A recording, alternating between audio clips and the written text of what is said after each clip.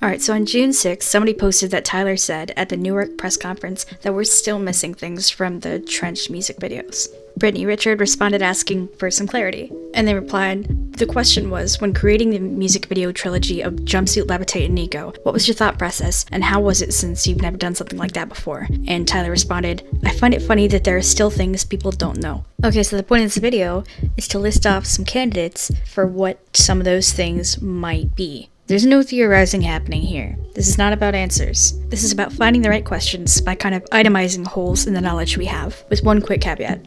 Back in March, NME posted this article titled 21 Pilots Reveal Details of Next Album. There's definitely an endgame. With the follow-up, the next album will introduce a character that plays a huge role in the narrative.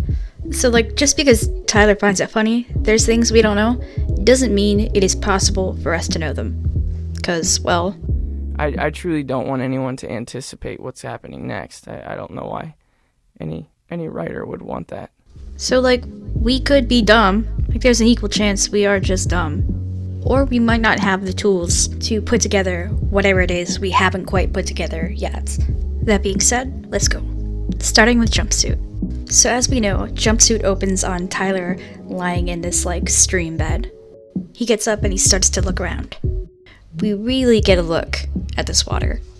Then, after some lengthy glamour shots of the bishop on the horse, we come back to Tyler in the stream bed, but there is no water. A few distracting angle changes later, we look back down and see there's water at his feet again. Look down, Tyler. Look down. Thank you. The water is both there and not there.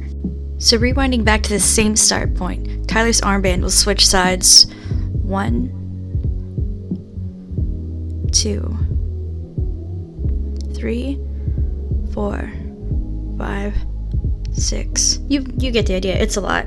Okay, so I just said we were doing questions and not attempts at answers, but actually when you put these things side by side like that and acknowledge that they're happening simultaneously, it seems very much like there being both water and no water, and the armband being both on the left and the right.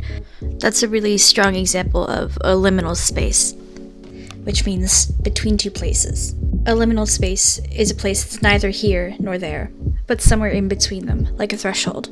We also get this sense of liminality when frames of Tyler running in trench and frames of Tyler on the car that's burning are spliced together increasingly rapidly.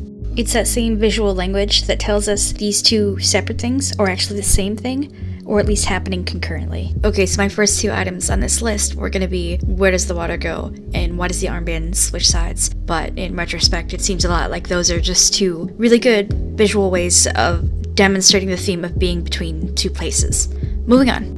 Okay, so we have these light leaks or flashes, which again show us we're switching between two concurrent things, but there's different kinds. The yellow ones switch between Trench Tyler and Firecar Tyler, while the orange ones show Dima. So maybe those are flashbacks. Then we have this third kind, when the bishop puts his hands on Tyler, which is kind of like purple and green, which seems to show a transition.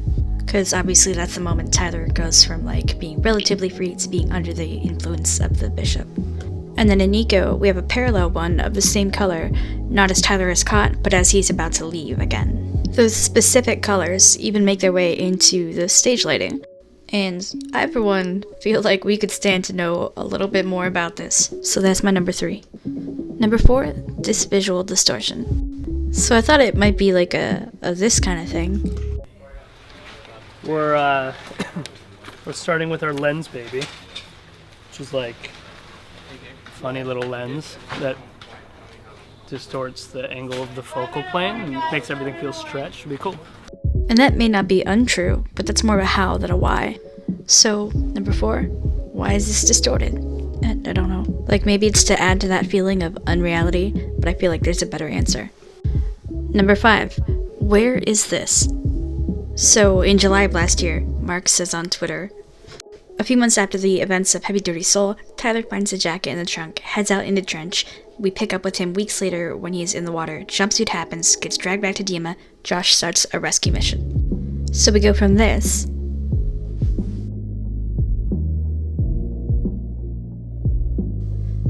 to a few months later, this.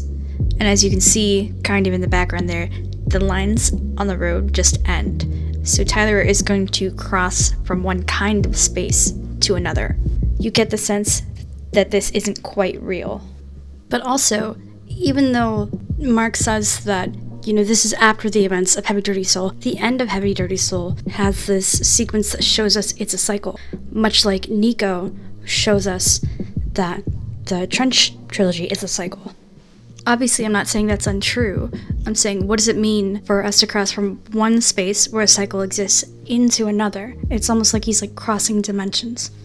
And maybe that's representative of one era to the next. I don't know. I feel like I kind of get it, but on the other hand, generally... the world that I'm living today doesn't necessarily... Sometimes what's going on in here feels disconnected from what I'm actually doing. I don't know if that makes sense, but...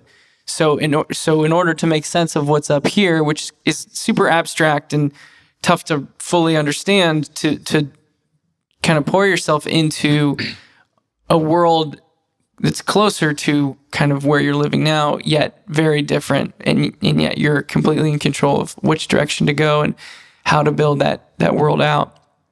It was one of my favorite aspects of writing this recent record. Is that related? I don't know. So number 5, what is it that exists in the story but outside of Trench? Number 6, what does it mean that he's taking the white glasses and the red beanie with him? Are these symbols of the blurry face era? And he's taking those out of Dima? I got no fucking clue. I would like to know. Also, we got this weird paraphernalia in the background here. Is that symbols? Maybe we'll find out. Number 6, I'm going to try to go faster. Is there any significance to these 2 little kids, and what are these bishops coming to do in this moment? Also worth noting that this taped, dropped jacket is the same one that Tyler will come to drop during Levitate on the line Won't Need to Replace. Number 7, what does the position of this statue communicate? I thought it was somebody staring into a cell phone, blocking their own view, but probably not. Number 8, with Levitate, what's up with my man's in orange here? It's not the color scheme. Number 9, these 19 frames. Obviously significant, no clue what they mean. Look at them go. And I guess lastly, for now, is this whole end bit of Levitate. So the bishop snatches Tyler, but then we get this woozy, drunken look at the kind of party around Josh. Tyler is both there and not there. We have this cold, bright light over Josh, but then also campfire. There's a whole lot of conflicting, kind of hallucinating things happening, and I don't know what they mean. Is this a Vulture's point of view? Because we saw him down there. Anyway, there's my 10 things that we could be / definitely are missing from the Trench music video trilogy.